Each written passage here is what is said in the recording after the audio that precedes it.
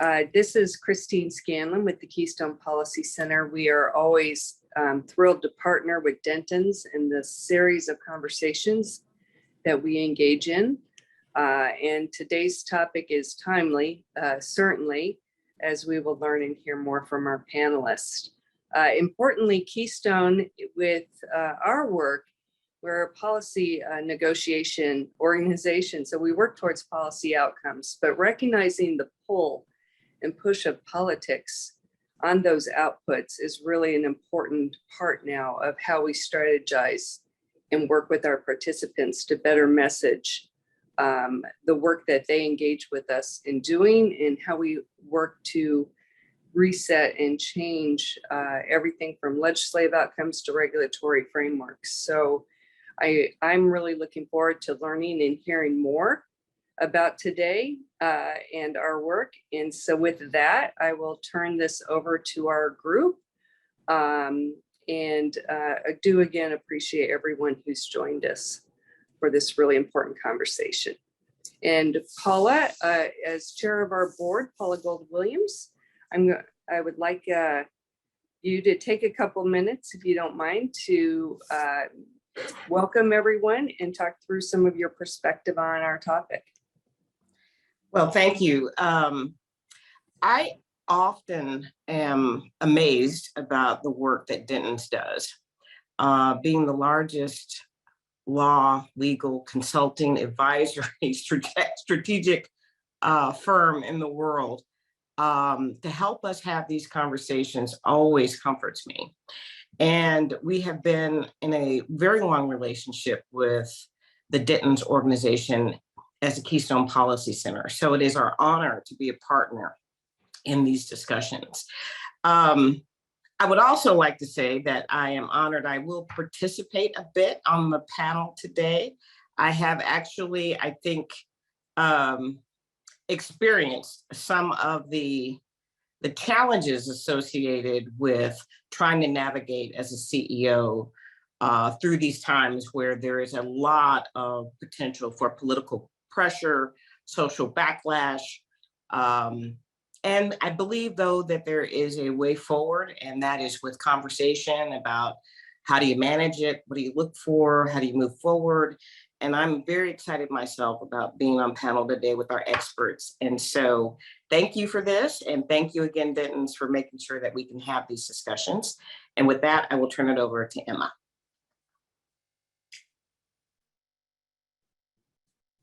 There we go. Thank you, Paula, and thanks, Christine. We love it anytime we get to collaborate with Keystone. It's just a fantastic partnership, and you guys are absolutely wonderful to work with. I want to welcome everyone this morning on behalf of Dentons. We're delighted that you could join us here today. We have a terrific panel for you this morning, and I want to give special thanks to each of our Smart Cities think tank ESG pillar leaders, Gail Leone and Mike McNamara here with Dentons, Gina Ash of Anterix and Brian Keene of Smart Power have all worked very hard on putting this together, and it's going to be a wonderful program.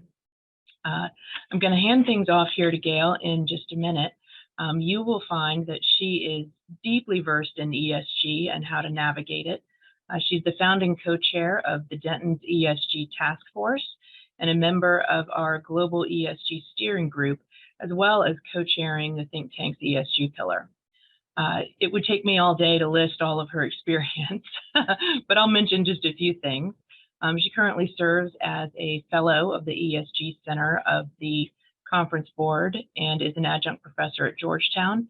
She has extensive experience serving on corporate boards, and prior to joining Dentons, she served as general counsel at Harley-Davidson, U.S. News and World Report, and Sun Life Group of America. So her expertise in these areas is very deep, and she has an incredible understanding of what corporations are experiencing, what they're going through, and all of the various pressures that come to bear. And so with that, I will hand it off to Gail and leave you in her hands. Emma, thank you so much. I actually am thrilled to be moderating this panel. We have just a wonderful group of people. They're smart, they're thoughtful, they're battle tested, which is probably going to be the most important thing for our conversation today. And they're good friends. You have received their bios, they're online. So I'm just going to briefly introduce them, but what I would really like them to mention when I do introduce them is the company or the organization that they're currently serving, because I think that will help all of our audience and participants today to really sort of understand who their stakeholders are. And I think that's going to be an important part of our conversation today. So I'll start with people on my screen. Paul Washington is the executive director of the ESG Center of the Conference Board, of which I am a fellow. So I've known Paul since he started in this venture. His previous life was at Time Warner for a long time. So we were both in the media business at the same time. So Paul, why don't you just tell the folks what the Conference Board and the ESG Center in particular is about, because I think your constituents are important for people to know. Thanks so much, Gail. Delighted to be with you. So the Conference Board is the world's leading independent nonprofit think tank serving the business community. We've been doing it since 1916. The ESG Center is one of our specialized think tanks within the Conference Board, and we focus on corporate governance, sustainability, and corporate citizenship.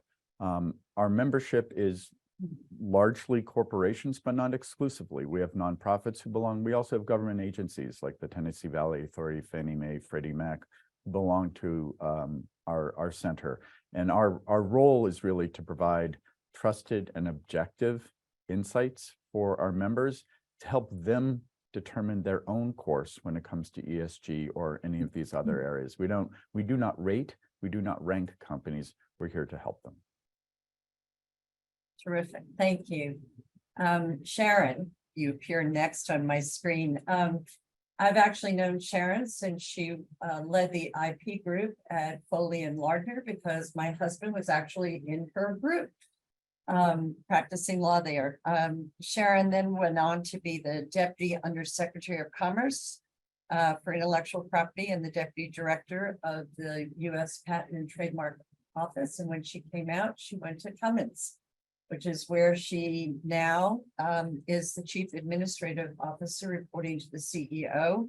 And I'm so amazed because she's got 8 global functions in her portfolio, including, in addition to legal, communications, marketing, government relations, ethics and compliance, facilities, security, and their shared services organization. So she is in a perfect position to bring incredible insight to the conversation we're going to have today.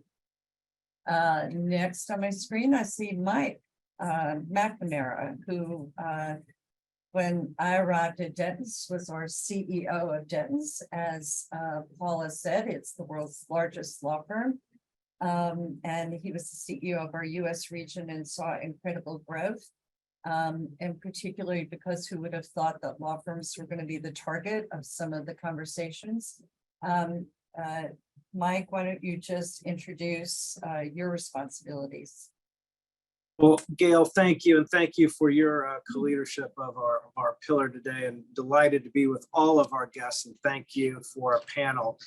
As one of the founding partners of our global public policy and strategic communications team, it's really been a privilege for a dozen years to have served in the executive leadership of our firm, including till recently as CEO, as Gail noted, of Dentons in the United States. And throughout my advisory work, I've supported corporations and institutions, private equity, nonprofits, and family offices and high net worth individuals and executives on the very issues that we'll be exploring today. And so very much appreciate how this group today will be helping to bring light to this conversation of when to speak and not to speak, particularly at the intersection of business law, policy, and regulation that so many of you on today's call are grappling with each day, and really delighted to be a part of the discussion today. Gail?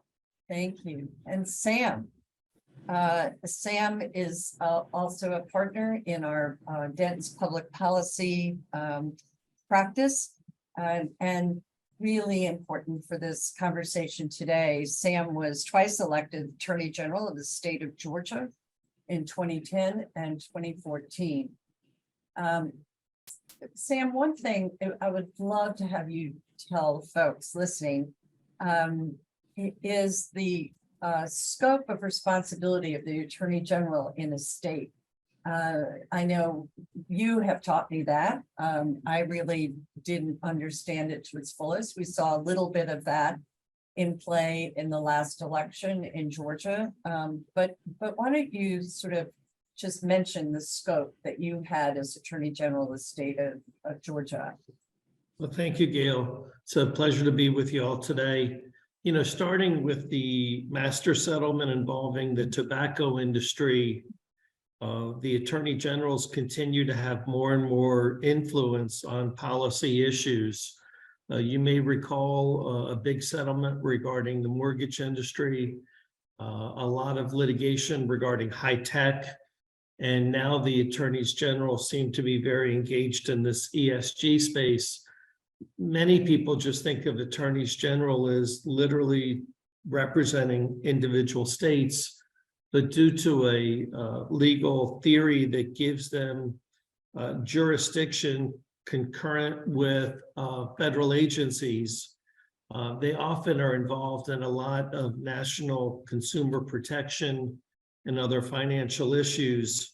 And among their normal areas, which is pertinent to today's discussion, is some influence and authority over states issuing bonds, state pensions, other financial issues that most business leaders wouldn't think about vis-a-vis attorneys general until they get a civil investigative demand or a subpoena, at which point they learn really fast about what attorneys general can do. Thank you. Terrific, thank you. I was reminded this morning when I was watching MSNBC that we are exactly 1 year after Disney spoke out about the Florida's parental rights and education bill, and the Disney Governor DeSantis fight is still top of the news. We see very clearly, I mean, that's one example of that. Corporate America really faces an increasingly challenging political environment. Paul will talk a little bit about some of the data, but what we know is that 78% of US corporations describe today's environment as politically divided and challenging, and think it's only going to get worse. You know, the recent examples that support that concern, and this is one of the reasons why I'm so happy that Sam is in our lineup here this morning, is that in January of this year, Republican AG sued the Labor Department over the current administration's regulations that give retirement plan sponsors new freedom to consider ESG factors in selecting investments. The same group of AGs was questioning the proxy advisory firms on their ESG ratings. In the fall of 2022, the Missouri Attorney General announced that his office and 18 other attorney generals have served 6 major American banks with civil investigative demands, which is sort of like a subpoena, asking for documents related to the company's involvement with the UN Net Zero Banking Alliance. And also 5 law firms not being immune from this, 5 Republican senators decided to send letters to many major law firms, reminding firms of their duty to inform clients about risks they incur by participating in climate cartels, as they called it, and other ill-advised ESG schemes. So it's pretty clear that we've got a political divide that is coming into this conversation about environmental concerns, climate change, social access, equality issues, and governance.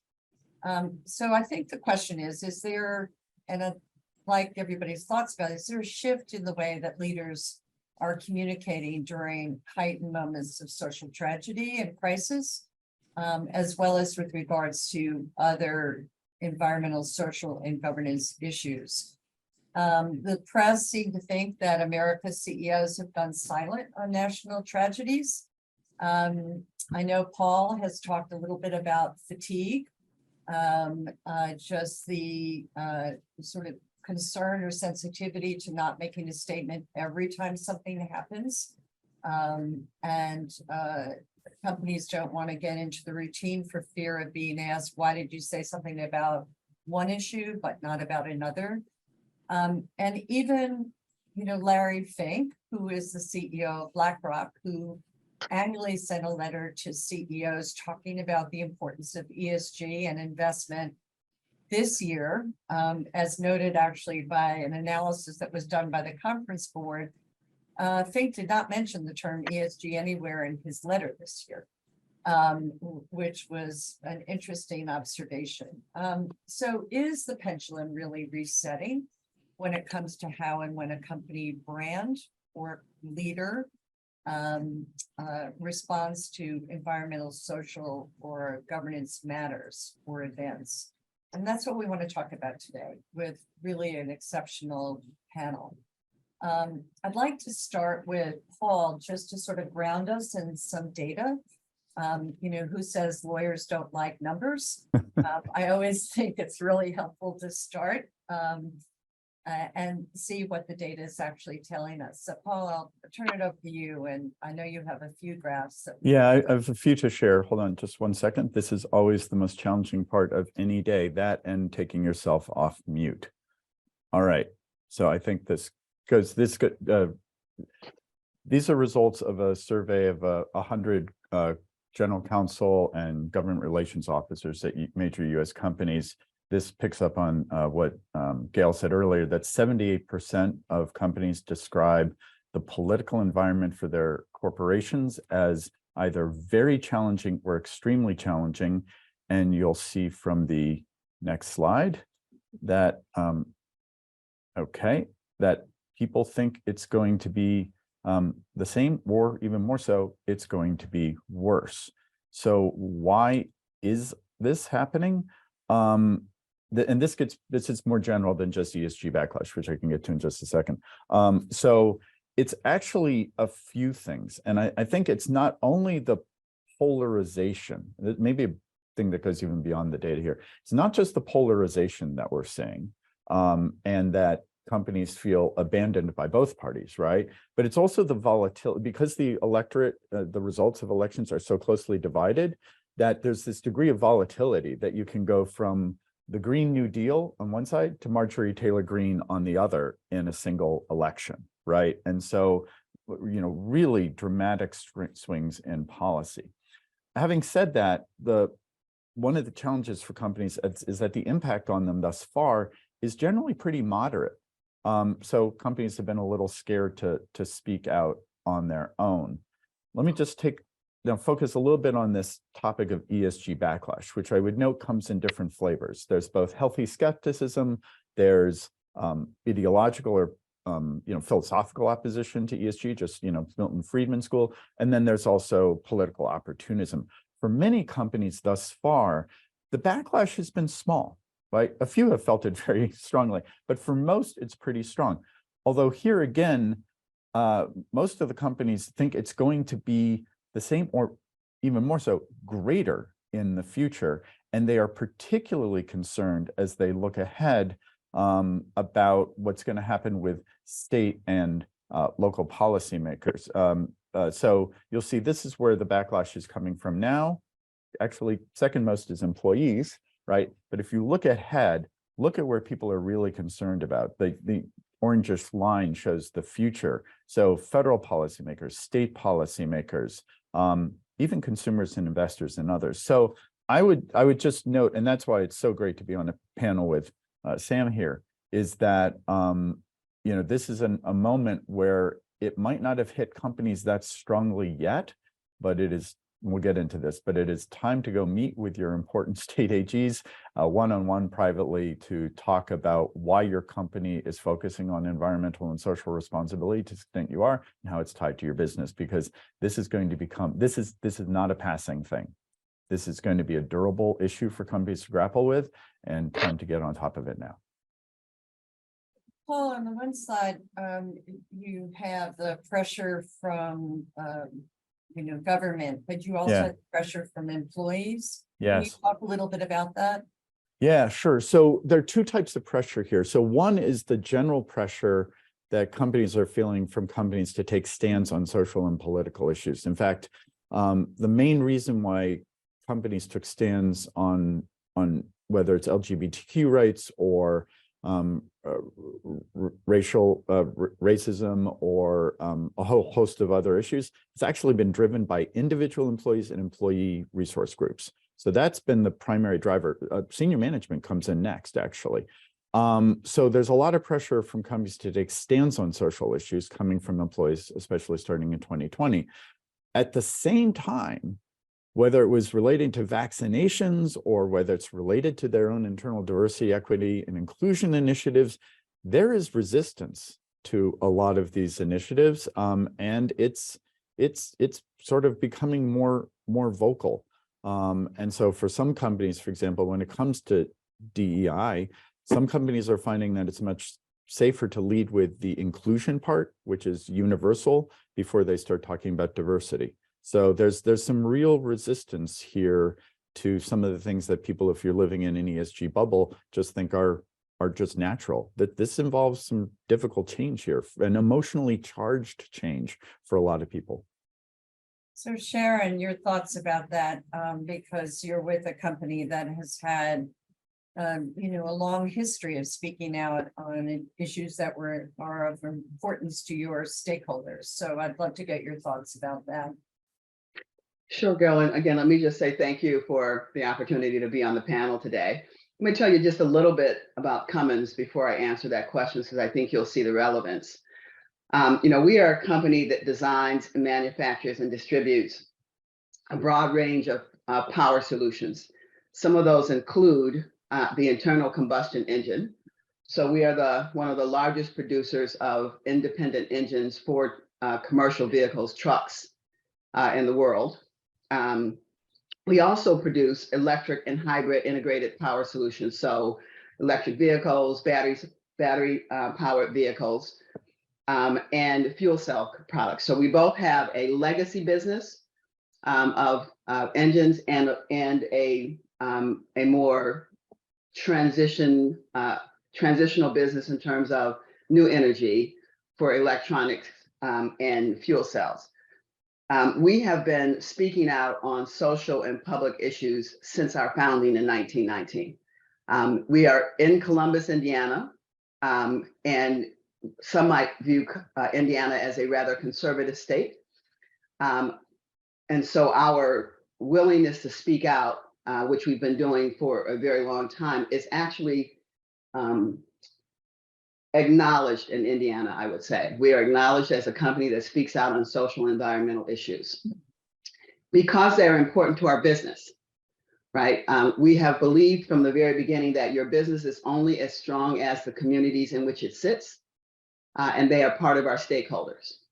And so we are in 196 countries, and we have over 73,000 employees. So we have a very large constituency to manage as we talk about environmental and social issues.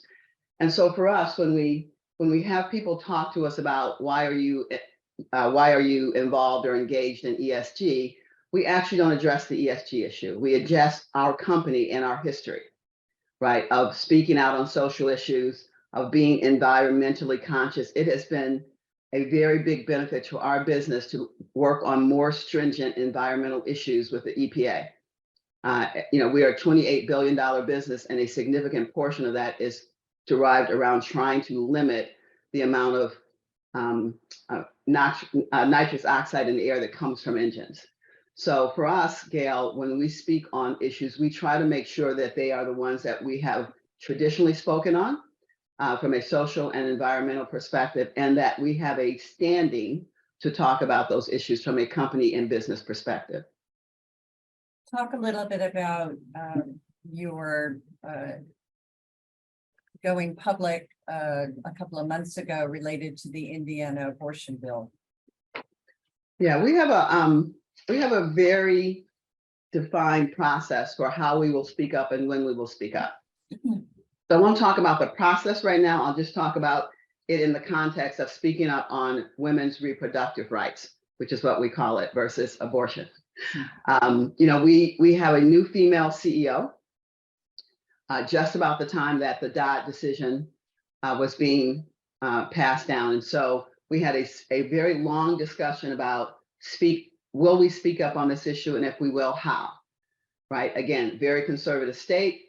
And so we are always looking not just at what issues we think we should speak up on, but what is the context and what is the environment in which we're speaking up on those issues, and how would that impact how we speak up on the issues, right? You can speak up in a number of different ways. So our CEO thought it was important for her to speak out on the issue of women's reproductive rights as the first woman CEO of Cummins, and it's more than 100-year-old history. And as an indication to our employees that we were not going to shrink from protecting their rights, and reproductive rights was just another one for us, along a long line of things we have spoken out on. We spoke out on LGBTQ rights. We were the first companies to have domestic partner benefits several decades ago. So I don't think it was a surprise for our communities and our employees and our stakeholders that we would speak up on the issue. We went through a round of how will we speak up?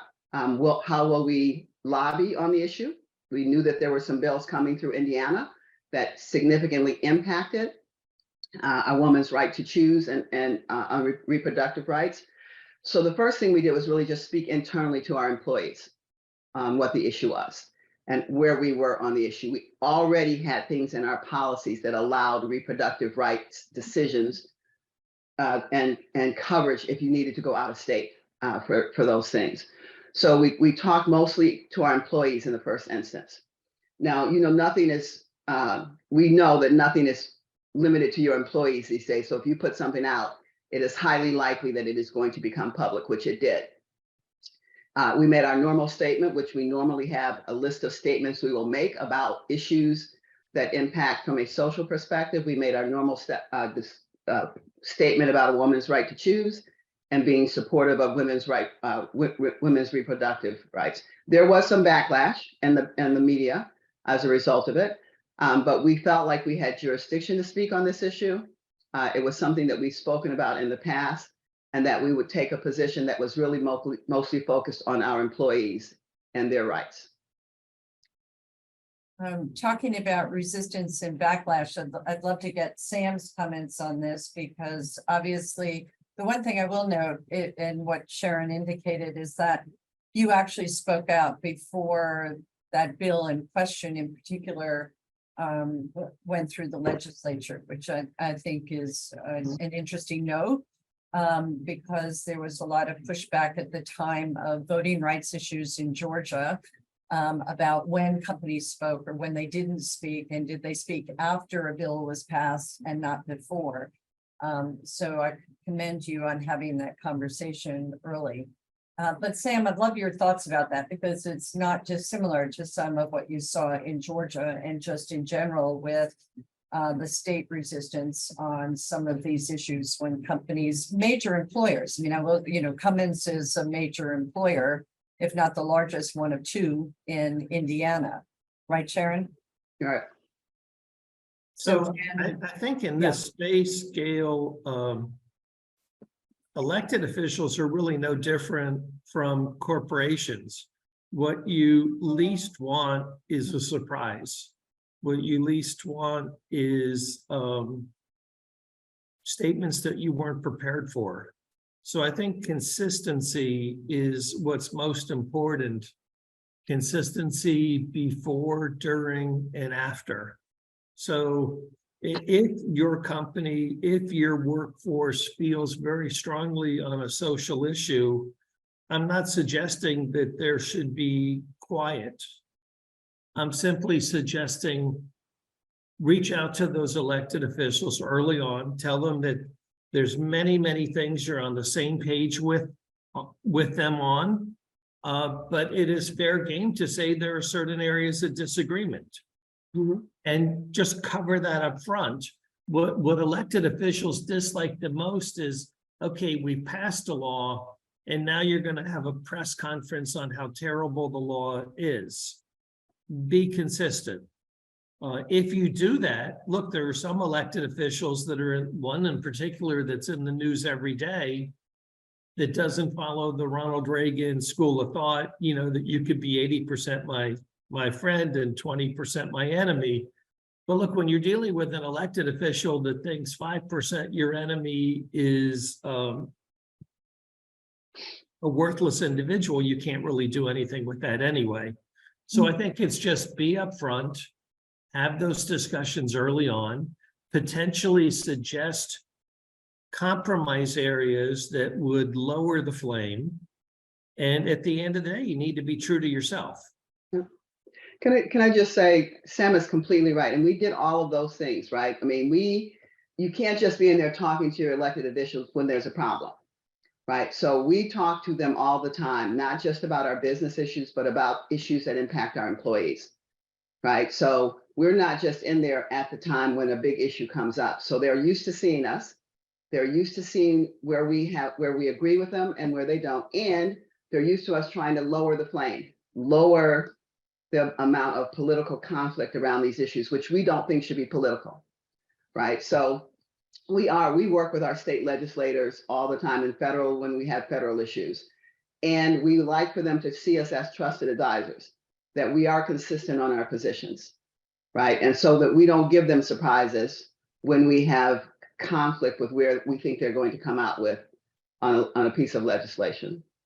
Yeah, and Sharon, it's a few things you said that really struck me as well is that you're drawing upon your history, which is really important, and that the other thing is you've thought through. A lot of companies, as you know, have just issued press releases, and then it's okay, now what, right? But before you made a statement, okay, how are we going to carry this through in terms of government relations and corporate citizenship, right? And in your philanthropy and in other areas. So I just think what you've done is something that a lot of companies haven't necessarily done. We can share some data later. A lot of companies have decided to speak out on social issues just because it was related to their values, and they didn't think through, okay, well, that's lovely, but maybe those aren't everyone's values, but how does it relate to our business? Do we actually have the authority to speak on it, right? Is it consistent? And then what are we going to do about it? What follows that press release? Because you can get in trouble for, with the people who really stand behind your decision because you don't follow through, right? So I think that's just terrific the way you've done that. It's really a leading example. And by the way, I'm a big fan of Cummins because I used to work for Stan Lundeen, who is a congressman from the southern tier of New York, and Cummins was a very important employer there. So it's nice to be on this panel with you. Thanks, Paul. Paul and Sharon. Gail, let me just Yeah. add on both of those excellent points. I think corporations, companies, those who are in public with employees are finding a growing tension here of unreconcilable dynamics. And I think Paul touched on this with his comments in Axios on fatigue. It's not that companies don't want to speak, right? It's a company choosing how and when and through what means to do so. And Sharon so eloquently talked about the process that Cummins uses. But it's also a question of when to speak versus when to act. And that's something I think we'll get into through the conversation here today. And also reconciling with the tension that exists when companies speak on issues that are not necessarily related to their product or service or to their employee base. And that's where you see, I think, some of the shift, particularly given the volume of issues on which different stakeholders have expectations for corporate voice. There's so many events that are happening each and every day, whether they're political, whether they're social, racial equity, LGBTQ, gun violence. Anything can happen within a news cycle that a company or a company leader may feel compelled to speak on in her or his community. And then all of that is amplified by social media. And so the volume of that also may be contributing to, as Paul noted, the fatigue. And particularly when you see data and recent polling to amplify Paul's work. Last month's Wall Street Journal Northview of Chicago poll asked, do you think companies should take public stance on social and political issues or not? And 2/3, almost 2/3 of the respondents said no, companies should not take public stance on social and political issues, which I think is a very broad statement that probably goes to the sense of our company speaking or doing. And I think that's part of where we should explore that conversation point today. Yeah, and if I can jump in again, Gail. So one thing that's really interesting about this is, when people talk about the connection between an issue and your business, well, it's not just the connection between your products and services, your customer facing market, right? You also have your labor market, which is your employee market, right? And then it's obviously also financial markets, right? So, and the challenge sometimes is that, because of your labor market prism, you will want to speak out on a wider set of issues that maybe relate to your customer market, or that may be driven by financial markets. So it's at companies, it's kind of and no one said it here, right? But people can say, oh, you got to make sure there's a connection with the business. Yeah, but there's also, it's not just the customer facing products and services you offer, right? It's also your labor markets. And that's where I think that's both, I think that's actually the hardest in some ways, because you're dealing with a wide variety of folks and so forth. And that's why what Cummins is doing makes so much sense, because it's part of who they've been, right? And who they are. And it's not just this recent, kind of awakening that's happened. And now we're out there making stands on social issues.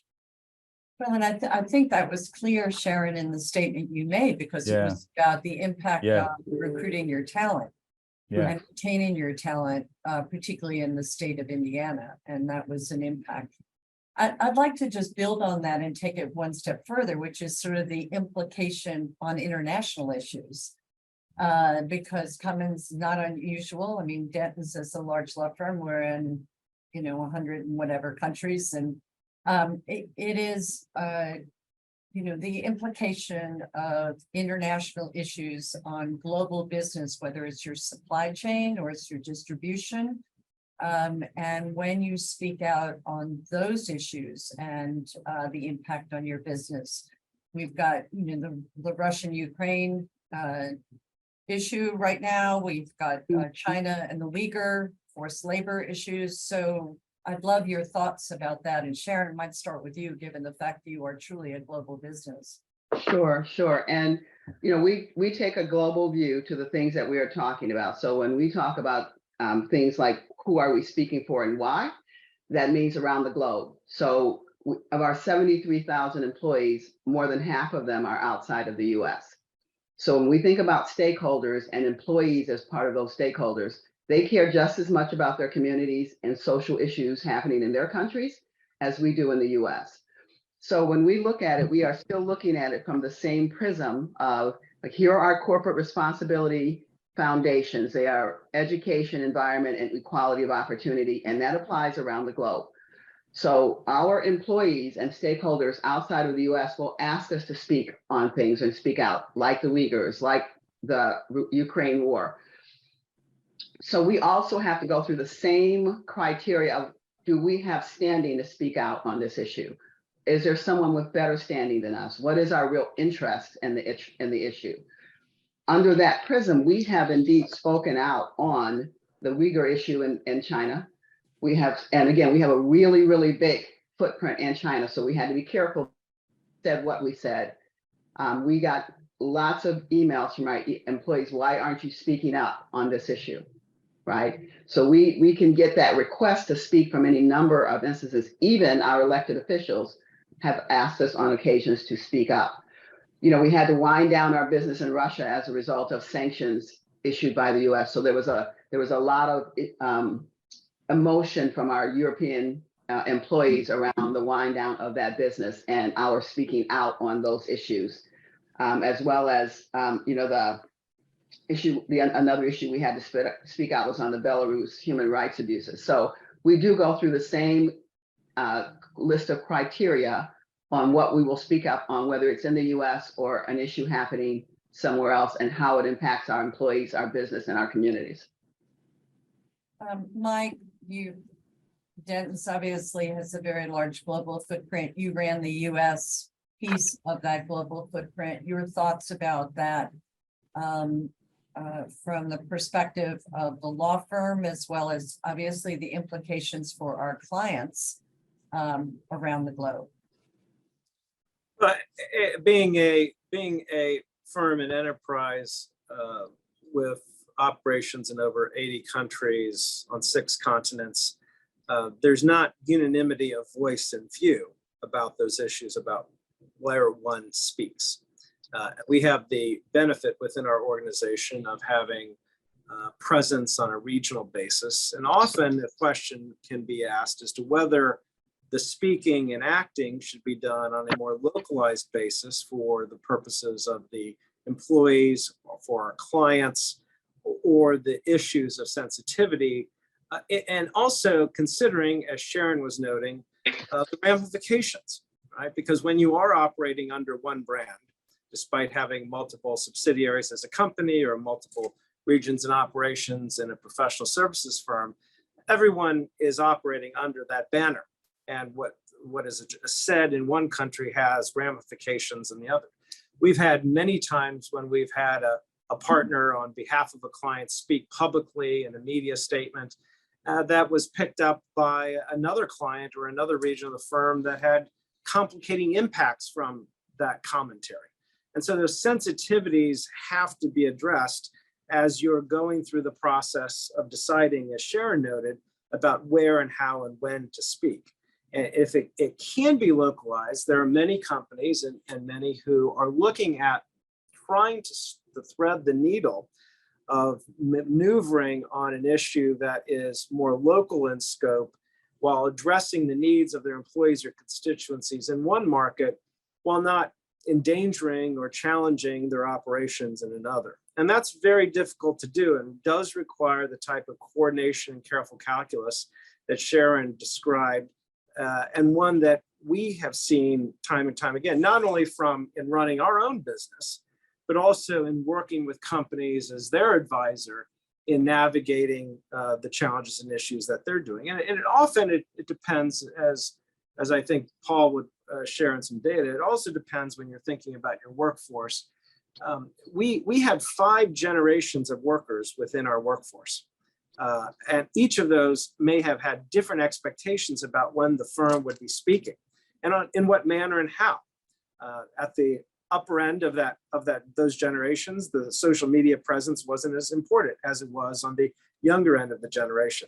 And I think there is a continuing to evolve expectation, particularly with workers who are under the age of 35, that the voice of the company, the voice of the corporation, the voice of their employer needs to align with their values. And that's an important part of, as Sharon was noting in her company's conversation, recruitment, retention, and the labor prism that Paul referenced. It's so important that those be a part of the decision-making process.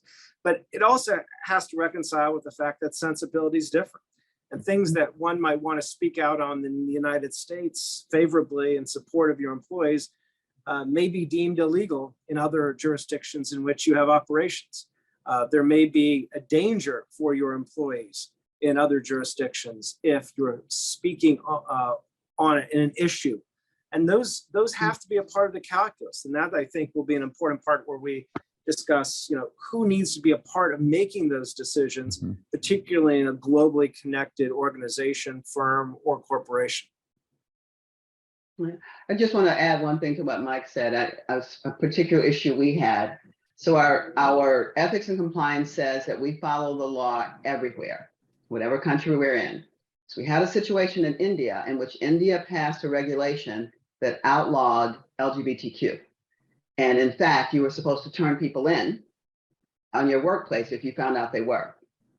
So being the company we are that strongly support LGBTQ rights, we had this conflict of, well, we really support LGBTQ rights. And here we have a law in India that says you can't support them and you have to turn people in. So I actually went to India to talk with some of our resource groups about this issue. because we conflict with, we got to follow the law everywhere we are. Yet this is against our principles. So what we did after saying, look, we have to follow the law. We're not telling you to turn people in necessarily, but we can't come over here and talk about LGBTQ issues in the same way we would in the US, or have some of the same benefits and things we have. We advocated strongly that the law should be repealed, right, with our government relations folks. And ultimately, after 2.5 years, it was repealed, right? So I went back just recently and we talked about that period of time during COVID that law was passed and then repealed.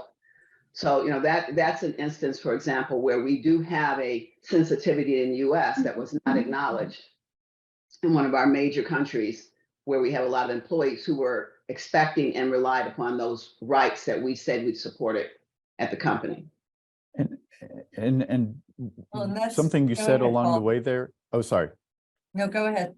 Something you said along the way there, I think is super important, which is when you're dealing with international issues, it's really important to go beyond just your regional vice president, the top management, especially because a lot of these issues can be, you know, they can be divided based on language, culture, religion, ethnicity, and sometimes your local management, they may be either expats from the US or they may be people in the dominant social group or in the other country. So by talking to folks who are part of a broader employee resource group internationally, expanding the lens that you've got internationally, a lot of companies don't have ERGs vibrantly outside the US the way they do in the US, is really important. So I love, that's a very practical thing that companies can do, is when you're trying to get a sense of whether to talk about an issue, how to talk about an issue, and also what issues truly matter, those farther down in your organization networks are absolutely critical. Well, it's actually the same process that you used internally, Sharon. Yeah. You know, where we've got state governors, AGs taking positions that are counter to what you know, your existing values, maybe existing precedents and policies.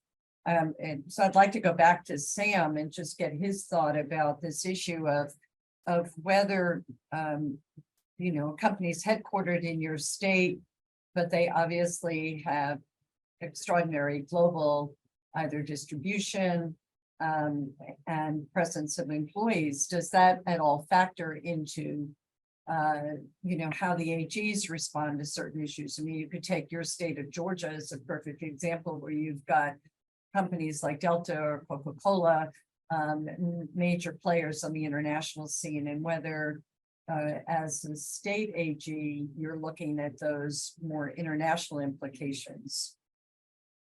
So thank you for the question that doesn't have any good answer, Gail. Look, That's my job. You know, a lot of it deals with the individual personalities, right? So for instance, when you have an attorney general or a governor who's very pro-business and understands that it is acceptable for differences to exist, once again, consistency, proactive outreach is all there is. The situation in Florida clearly, some might say, is now going against the governor in Florida. Some recent polling tends to show that. The statement recently that maybe we'll put a state prison next to the park, you know, at a given point, you're costing the state a lot of money, a lot of revenue. As much as some elected officials in Georgia were not happy with some comments that Delta CEO stated on one particular issue, shortly thereafter, everything was close to back to normal. It's once again, do you have that healthy rapport? You know, at the time that an attorney general goes after your company, that's not the time to say, hey, we probably should meet him or her.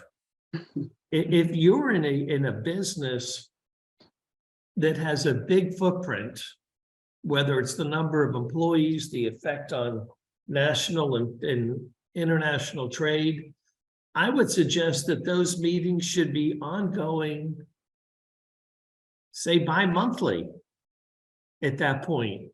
And then you get to really trust the individuals, you get to know the individuals, and then it's even easier when there's a disagreement.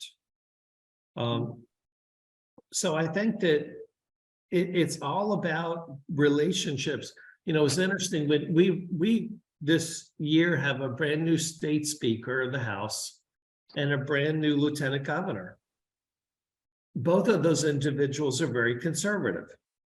The lieutenant governor during the campaign stated that he did not share the opinion numerous of his colleagues did with regard to LGBTQ issues. So once again, I think that there's an evolution. I think people evolve. And I think those discussions, for instance, that you know, Sharon and Paula have talked about is just so important. Where you were 10 years ago is irrelevant. It's where you are now. If you as a public official or you as a corporate leader are always seeking to improve yourself, that's what counts. Sam, I'd go see you bi-monthly for sure. So let's talk a little bit about political spending, because in a lot of these conversations, the political spending aspect comes up. So, you know, why are you, company X, giving money to these senators or representatives who voted for this bill that you took a position against? I know there was a little bit of play about that after Cummins' position on the Indiana bill. I know there was a lot of play about that in Georgia at the time with the voting rights. So I'm curious, and Mike, you've got a lot of experience in this space in our public policy group. I'd love to have you sort of lead this discussion about sort of what's the process for making decisions about political spending, transparency about those. We're probably going to see more disclosure requirements around political contributions, whether PAC or personal contributions affiliated with companies. So I'd love to get a dialogue about that. And Gail, as you noted, not only did we see it in some of those other now more aged situations, but we've seen that same conversation here in the past few weeks in Florida with around the Disney conversation as well. And that is obviously something that is part of the risk calculus that anyone needs to take into consideration as they're leading a advocacy and political engagement campaign. Because as is well known for those who are in business in any state, once you're developing that set of bi-weekly conversations that Sam has urged you to have with your elected officials, there's likely to come at some point in time an invitation to spend a quality evening at a fundraiser or to make a political contribution to a PAC affiliated with an elected official or a cause or a trade association. And That all would of be that. if I were meeting with Sam bi-monthly, that would be the question, right? If you're meeting by Sam, I know With Gail, Sam bi-monthly, yeah. I know you would want to contribute to Sam bi-monthly, no matter whether you're meeting with him or not. But we'll leave that for his next campaign. Just by automatic withdrawal, right? Just put on your Right. credit card. Yeah, there is no next campaign. But let me just add one quick second here. Unlike when I was running for office and corporate donations were so important, now there's so much dark money. Now there's so much foundation money. So you have both far left and far right nonprofit groups funneling huge sums of money, more than ever before, just in that corporate space, that makes this situation for companies so much more tricky. You know, the types of funding for these independent expenditure accounts is just crazy. And I think that just leads to the overall issue once again about being forthright, being forthcoming, and having those discussions. Sharon, let's turn to you if you could, because obviously this was something you faced and something the company wrestled with. Help illuminate for us that process that piggybacks with the decisions on when to speak and when not to, particularly where there's a nexus with public officials, and obviously operating in a polarized climate as companies are today, and potentially where there's a climate for, if not handled well, political retribution or punishment or retaliation for politically oriented activity or speech, at least in the perception of those elected officials. Right. So we have a PAC, right? And it's the contributions are from people in the company. It is not a company PAC, but it gives out money to politicians. And we have a list of criteria that we look at in order to talk about who we're going to give money to. And as you know, you need friends on both sides of the aisle, right? So our GR people are always, you need friends on both sides of the aisle all the time. And they change in terms of what they're interested in and where we might have conflicts. So we do have a whole process about how they give out the PAC money. It has its own separate group of people who manage it. And we do get those questions, those comments about, well, how can you give this person money when they voted on a piece of legislation that is contrary to the position you were taking in X? You know, and the truth of the matter is, yes, they voted on that bill in one way that we didn't like, but they voted on another bill, you know, that we did like. So we don't take any individual vote, you know, as a sign of whether or not we should or should not give PAC money. I think the big issue we wrestled with was around the January 6th issues and people who did not vote on the peaceful transfer of power. That took a lot of time at the company and, you know, fortunately we could suspend money because it wasn't an election year.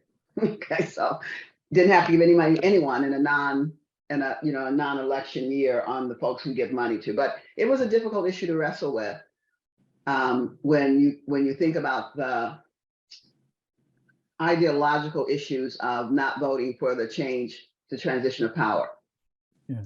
So that was one that took many weeks and much conflict wrestling to get behind. And you know, we ultimately decided on, over the course of time, if they did not confirm that Joe Biden was the president, then that would limit our ability to give them money, right? So there, you know, there are issues, and then there are issues. We try to distribute money evenly across the political spectrum as we look at PAC contributions and disbursements. I think that's a Paul, please. Yeah, so just a couple points that there's still a minority of companies who've sort of drawn a red line there, but it is a minority. I think a few things that we've heard from members, very practical, is first, there's a lot of educating to be done of employees about what you're doing with your PAC and the public. So first of all, it is employee money to begin with. But second, we found that, you know, when you talk about the public purpose or the social or public purpose of your company. So we're not just giving money to these folks because they help the company make money. No, our company itself has a social purpose. And so we need to support the folks who will help us fulfill that broader purpose.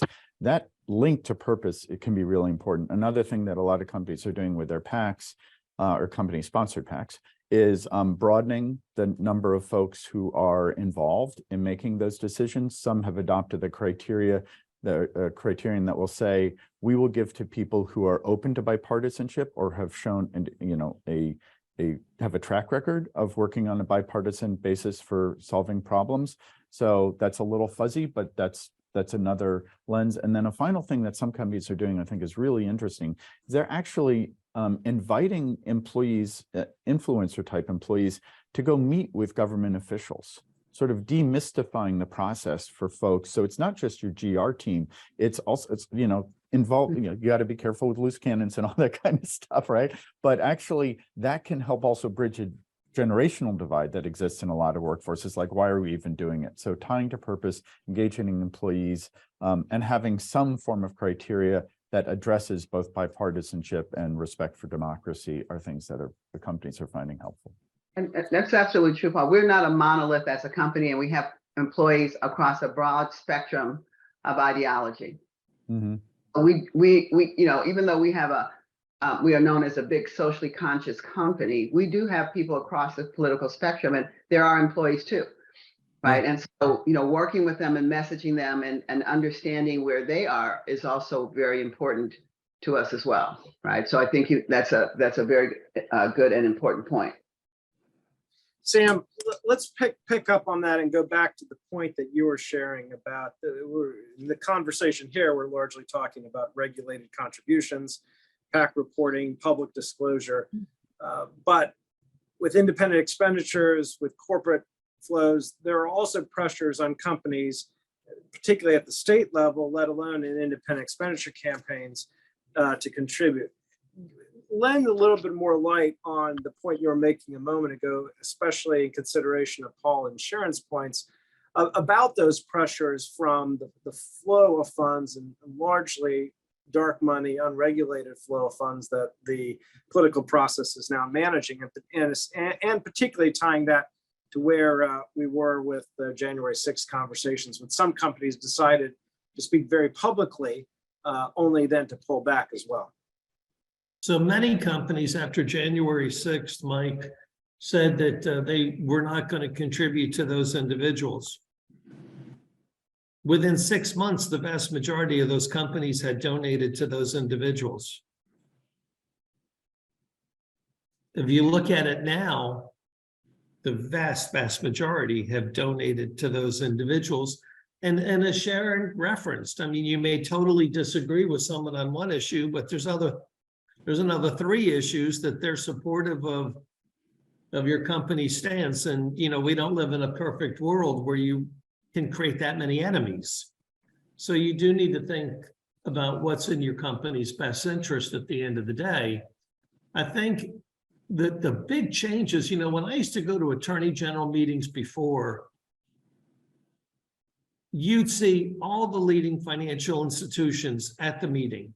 You'd see the government affairs folks from all those businesses attending the fundraisers at those meetings.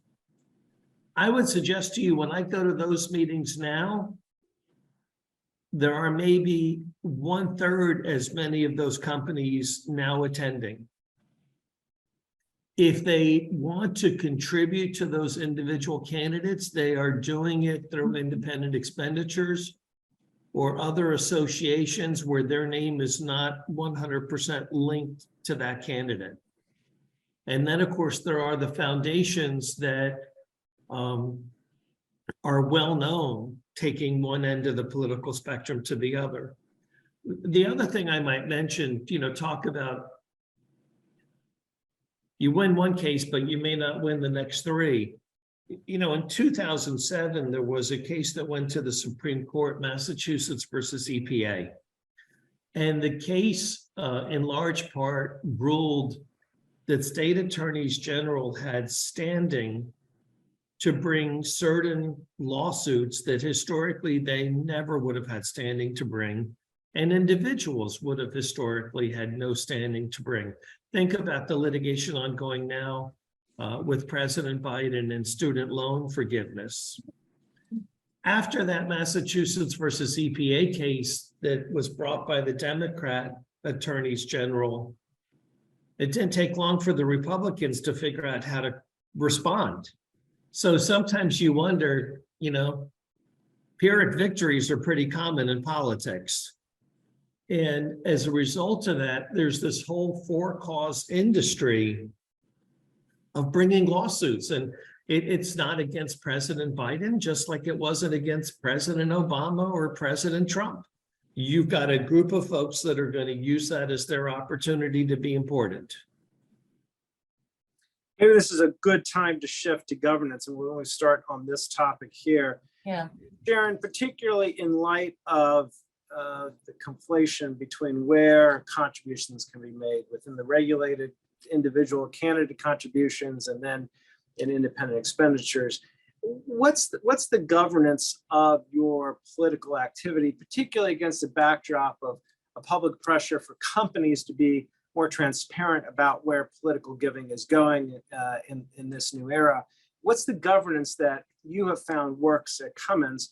Because I think this ties into the broader governance conversation that Gail will lead us through next on where should governance around when to speak and not to speak, whether on ESG or issues more broadly, rest within the company.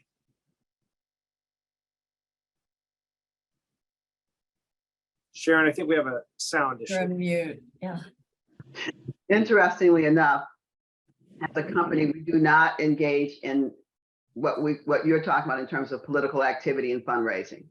So if you're at Cummins and you want to do, you are doing it as a personal citizen. So you can't have some fundraisers at the company. You can't have a company name associated with the fundraiser. But of course, indeed, we do have executives who do fundraisers for politicians, but it is not a Cummins event. So our governance is we don't do those things. Our PAC, we tell people it's made up of individual contributions and it's not a Cummins PAC, right? From that perspective. So we have tried to extricate ourselves from the money part of the politics going out there with fundraising as a company. What we will do, instead of making contributions, we have grassroots activities, right, from our employees. So we encourage our employees to have grassroots activities and to do political fundraising, whatever they want to do, in connection with being good corporate citizens of their communities. But from a, how does Cummins engage in governance on the money side? We do not on the political side. Paul, do you want to jump in with some of the learning that you have from your members, particularly around the pressures around transparency that continue to grow for some? Yeah, and look, if you could just drill down a little bit more in terms of corporate political activity or the process that they're using. Tell me where you'd like me to go. Either, but I think more on the process as we shift to governance here. Yeah. Yeah. Within that aspect, where are you seeing the trend line go? Yeah. So, and actually, if you don't mind, I'll share a couple of slides that might be helpful, because I think there are two areas here where we're seeing things that are a little slightly different. So let me go back to this if I could. All right. Oops. Sorry, 1 second. I apologize. Okay, there we go. All right, here, this is the right one. So let me just go down to, so here are a few things that are sort of interesting. First, in terms of taking stands on social issues, we'll start with that and then we'll get into political giving. So on social issues, these are the folks that are typically being consulted within a company. Now, every single one of these areas reports to Sharon, as we heard. So she's always at the table for these, right?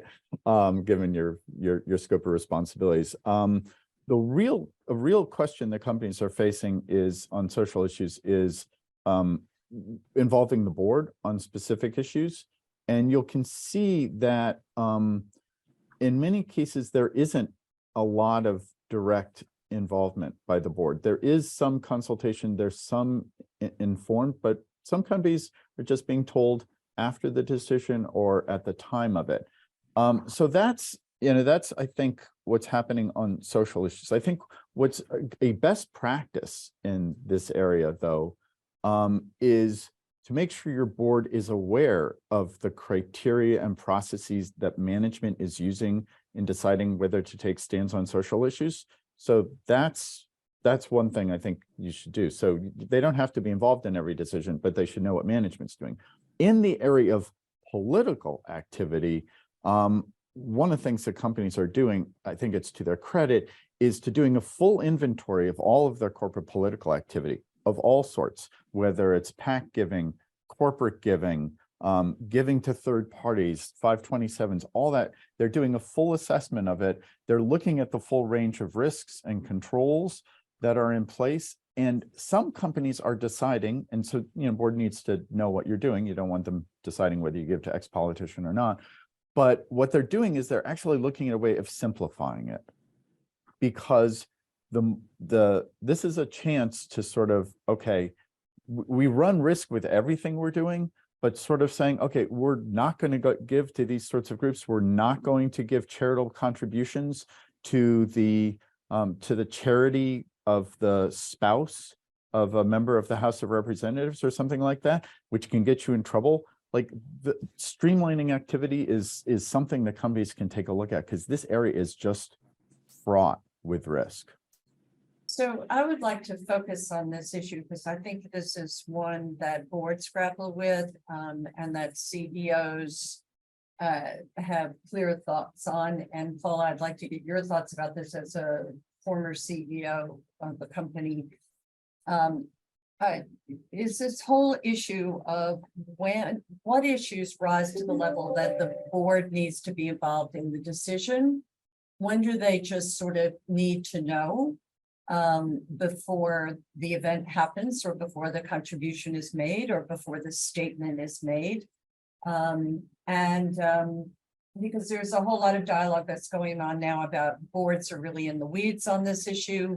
Having been in management and then on corporate boards, I know that these are things that are better aired and having conversations about. So I'd love to get your thoughts about this, because I think it's important. I don't know, Paula, if you want to speak to it, and I'll give you an example of where there was a period of time when we saw a lot of anti-labor bills, which were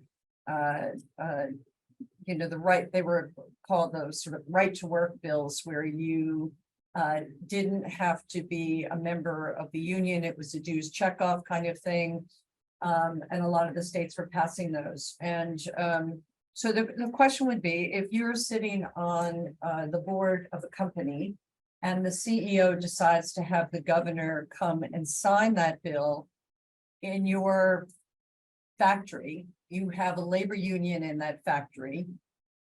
Do you think that's the CEO's decision to make? Do you think that would have been a decision that should go to the board?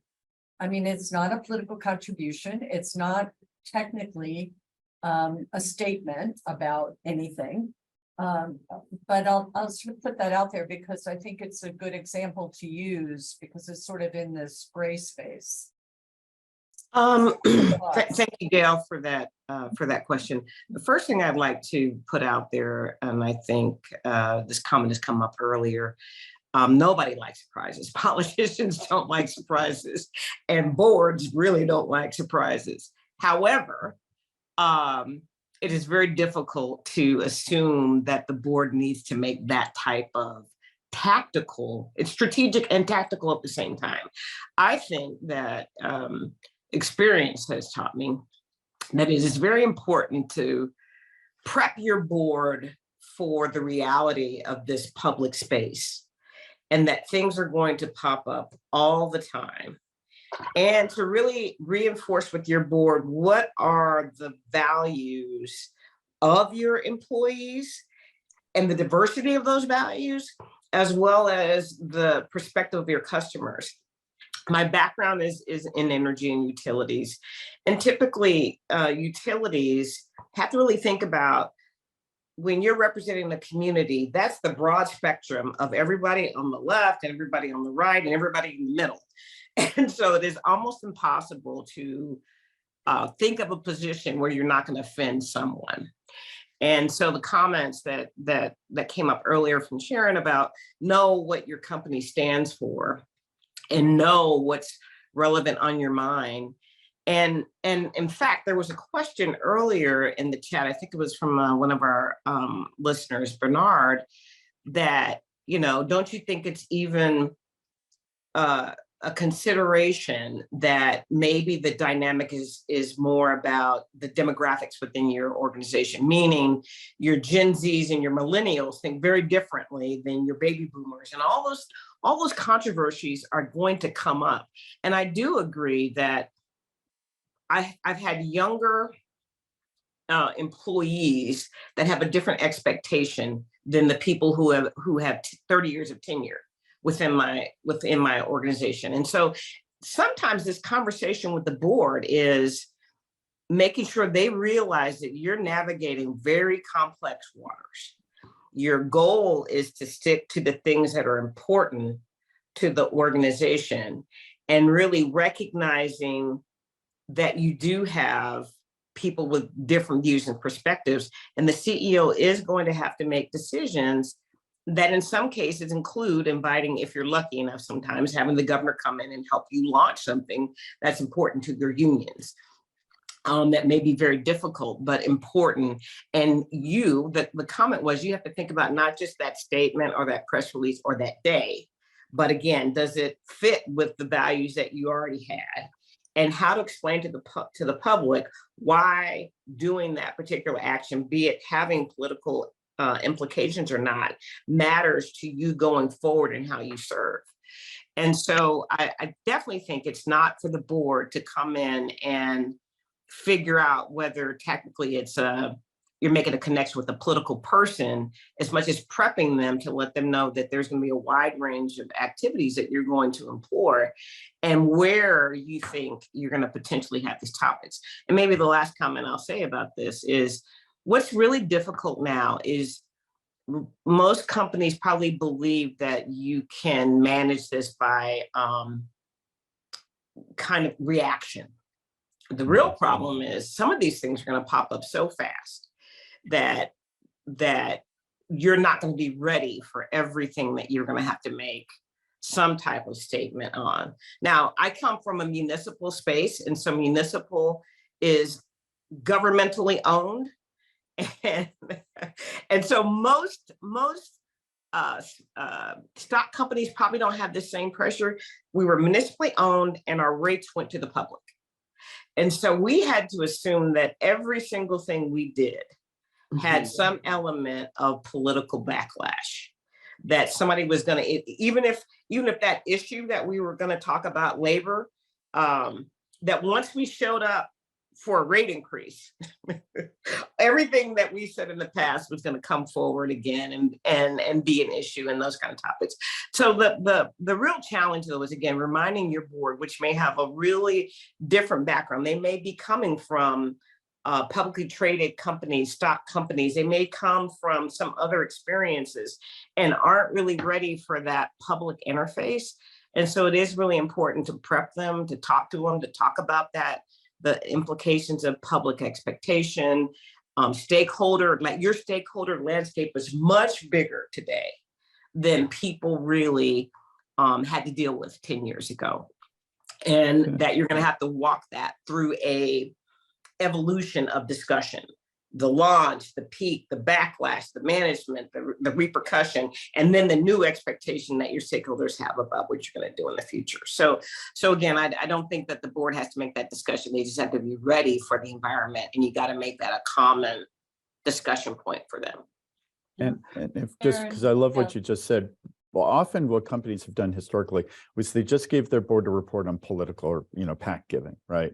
So you can't just do that. You also have to do the government, the lobbying, the political advocacy side, and now this whole area of social statements. So you share with them what your frameworks are for making decisions.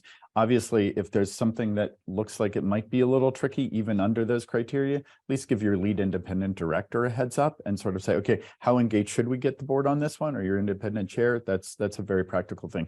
The other thing that management is not yet doing in this entire space is actually assessing, and many companies are not doing this, assessing the impact that their statements and other activities are having on their customers, on their employees, and so forth. Because we're all, everyone's got an opinion. Everyone else thinks that their opinion should be reflected in the general population. There's a lot of projection going on here, right?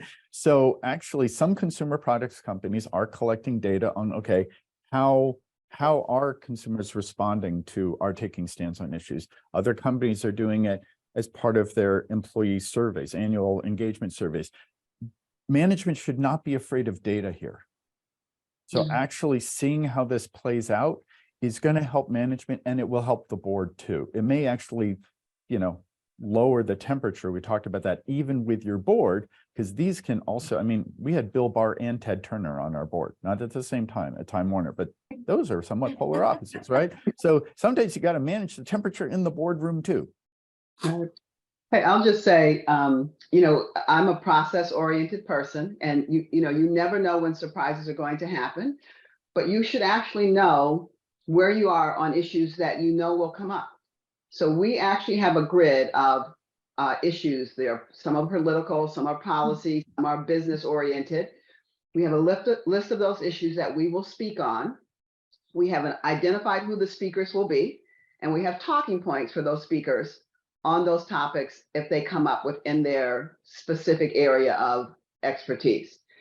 When we have surprises, let's just say the George Floyd murder, for example, when we have that, we actually have an advisory council who meets as soon as an issue occurs, you send an email to those advisors on the panel. They're made up of the general counsel, government relations, communications, our external investor relations. So we have a group of people who come together and talk about that issue. So when the George Floyd issue we put this group of people together, and then we sent an email to the board that says, here's what we're going to do, and here's how we're going to speak on it.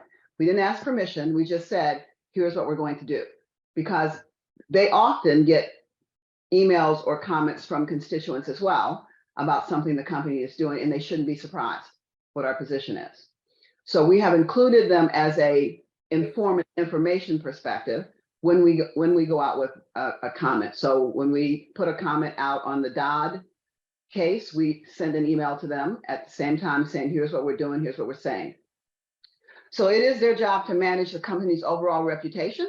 So it is important, especially if you think there might be some blowback from a position you're taking or a statement, to let the board know so they're not surprised. They don't like surprises either. So that's how we've kind of tried to deal with both regular things that come up we have to speak on and emergencies where we believe we might have standing to speak. We go in and talk about, do we really? And if so, what are we going to say and how are we going to do it? I think that You process, just Sharon, kicked that you're, off- I was just going to say, you just kicked off what will be our closing, which is guidelines that we want to leave our listeners for how to manage these situations. And that is a perfect beginning of a closing. And I'd like to get the similar advice from Paula and Mike and Paul about this. I know Sam had to go to another meeting, and I know what his advice would be, which is to meet with him bi-monthly. But really to have that dialogue with your AG or with the state or even federal officials that are relevant to your business, and have an open dialogue about issues and not just show up after the fact. But Mike, do you want to just mention what your closing thoughts would be about guidelines for boards of management to consider and whether and how to respond? I think Sharon's very thoughtful explanation of how Cummins operates is evidence for the need for preparation. This needs to be part of a plan.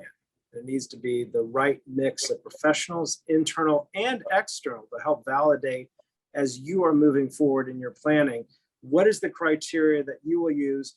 Who should speak on issues? Does it always have to be the CEO? Should it be someone at the regional company level? How should that communication exist? And then what to anticipate as you go forward. One cannot operate in a vocal public domain without anticipating that the unexpected could come through the amplification through social media.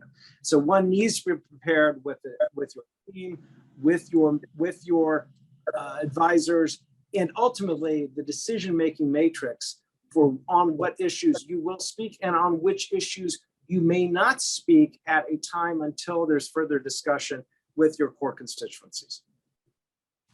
Paula, you have just a closing thought?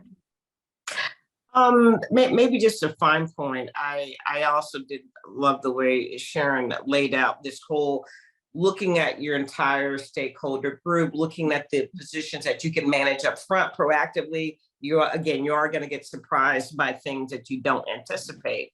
But when at the very end as well, when you're sending out that statement to let the board know before you actually put it out, and it might be depending on the complexity of it, might just be minutes, or it should be hopefully 24 hours ahead of you making that public statement. I do think it's also important for you to share with them what was the feedback, what did you see, both good and bad from that, and then when you actually get together again, what did you learn about that feedback and that whole process, and how are you going to improve your whole cycle again? So it's a learning aspect of it, and you kind of think about how you are formulating your position publicly every time something like that has to be worked through. Perfect. Paul. Yeah, I love the bit about feedback there. So here's just a quick list that sort of summarizes. So when deciding whether to respond or address an issue, have clear, consistent criteria and a core process. This just puts on paper a lot of what Sharon, you and I didn't collaborate beforehand, but this reflects a lot of what you're doing. Also think about the levels of, you can be public leadership, you can also be sort of behind the scenes or engaging through third parties. And some of the considerations there are your prior track record, resources, and ability to follow through. So that's a little bit, but I just want to draw attention to one thing, which is the next slide, which is, when you respond, a lot of this is how you respond. It's being both empathetic and inclusive, making sure you're following through, assessing impact we've talked about. Also, critically important is when you're not responding, right? You got to listen to people. You got to explain what you're doing. Sometimes you adjust. Sometimes you find other ways that you can address the issue that they want you to speak on. So there's a lot of attention we paid, appropriately so, to when you take a stance, but it's equally important to pay attention to how you take a stance and what you do when you don't take a stance. Yeah, I think that's all fabulous advice. Having come out of my last general counsel job being Harley Davidson, where we had very strong culture, I think it's also critical to always test it against your brand and your culture. Both the words that you use and the issues that you decide to speak out on. That gets to your history. Sharon, you said 1918 or 1919. We were 1903. It gets to your history and your legacy and your precedent. And it may be very different than what your neighbor is saying about it, another company, but it's got to be consistent with who you are. And I think that's a critical element that I think I've heard throughout. Thank you all. You were fabulous, as I expected. And I hope that our participants enjoyed this conversation. I know I learned a great deal. Christine? I learned a great deal as well. Amazing conversation. I want to thank everyone with Denton's, Paul, Sharon, your remarks were really impactful. And Gail, appreciate your facilitation as well as Emma. So thank you. And Paula Gold Williams, we're so lucky to have you as our board chair. Thank you all. Paul. Thank you all.